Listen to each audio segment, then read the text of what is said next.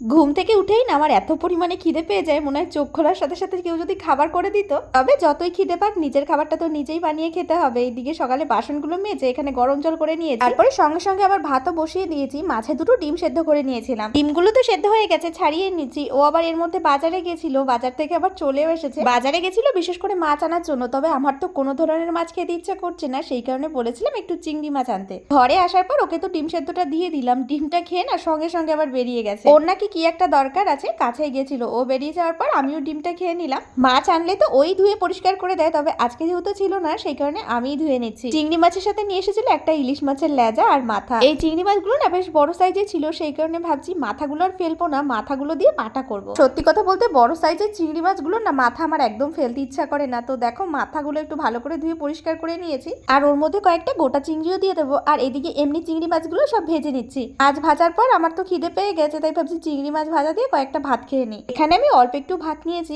এখন ভাত না খেলে না রান্না করতে করতে অনেকটাই বেলা হয়ে যাবে। ভাত খাওয়ার পর এদিকে দেখো চিংড়ি মাছের মাথাগুলো সব ভেজে নিচ্ছি, আর কি রান্না করব বুঝে উঠতে পারছিলাম না। এদিকে ও দেখছি আবার মাছ নিয়ে হাজির, সেই লোটে মাছ এনেছে। ওকে কালকে বলেছিলাম লোটে মাছ খাবো, তাই কোথা থেকে যে খুঁজে এনেছে, কারণ আমাদের বাজারে আর পাইনি। লোটে মাছগুলো যেহেতু আজকে রান্না করব, তাই চিংড়ি মাছগুলো আর রান্না হবে না, ওগুলোকে ভেজে রেখে দেবো। আচ্ছা, তোমরা কি চিংড়ি মাছের মাথা দিয়ে কখনো ভর্তা বানিয়ে খেয়েছো? এর মধ্যে কিন্তু পেঁয়াজ ভাজা, কাঁচা লঙ্কা, শুকনো লঙ্কা সবকিছুই দিয়েছিলাম। আমি বাটতে পারছিলাম না বলে ও আবার চলে এসেছে এগুলো বাটার জন্য। ওহো, তোমাদের তো বলতেই ভুলে গেছি যে ইলিশ মাছের লেজাটা ছিল ওটাও বেছে এর মধ্যে দিয়ে দিয়েছি। ছিলে না এগুলো মিহি করে বাটা যাচ্ছিল না, তাই মিক্সির মধ্যে দিয়ে একটু গুঁড়িয়ে তারপরে কড়াইতে দিয়ে টেলে নিয়েছি। খেতে না দারুণ হয়েছিল। এদিকে ও আবার রেডি হয়ে গেছে ডিউটি বেরোবে বলে, তো যাওয়ার আগে আমাকে আবার স্নানের জন্য একটু জল দিয়ে গেছে। আবার শেষে লোটে মাছটা রান্না করছি, আর ভাবছিলাম লোটে মাছের সেই ঝুড়ি করব, তবে যেহেতু ভর্তা বানিয়েছি সেই কারণে লোটে মাছগুলো গোটা গোটাই রেখেছি। ঘরে এসে দেখছি বেশ কিছু জামা কাপড় আছে, সেগুলো সব বাইরে বের করে রেখেছি। তারপরে ঘরটা এবার ভালো করে ঝাড় দিয়ে এখন অনেকটাই বেলা হয়ে গেছে, তা সত্ত্বেও এই ধরনের কাজগুলো করছি, কারণ ঘর অপরিষ্কার থাকলে একদমই ভালো লাগে না। ঘরটা এখন প্রতিদিন মোছা হয় না, ওই মুছে দেয়। আর এই লাঠিটা আমি পাশের বাড়ি থেকে এনেছি।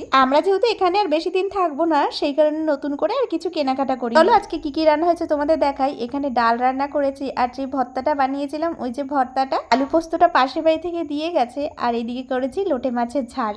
সবার শেষে এখন জামা কাপড়গুলো সব ভিজিয়ে নিচ্ছি। আর জানো তো আমি যেহেতু এখন এখানে একাই থাকি, আর এই একা থাকতে থাকতে অনেক সময় অনেক চিন্তা ভাবনা করি। আর জানো তো আমার কিছু কথা মনে পড়ে যায়, সেগুলো মনে পড়লে আমার ভীষণ কান্না পায়। আর এই কথাগুলো আমি কাউকে শেয়ার করতেও পারি না, কারণ এগুলো আমার একান্তই নিজের।